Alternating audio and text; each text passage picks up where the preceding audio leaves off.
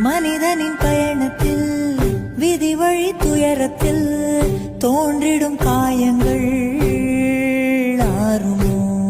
அன்பையும் பண்பையும் அறிந்திடும் ஒரு மனம் வெறுப்பிலும் சினத்திலும் வாழுமோ? வெளிச்சத்தை தரும் என்ற ஏற்றிய தீபம் ஊர் முழுவதையும் எரித்து விட்டு தீயாயானதேனோ?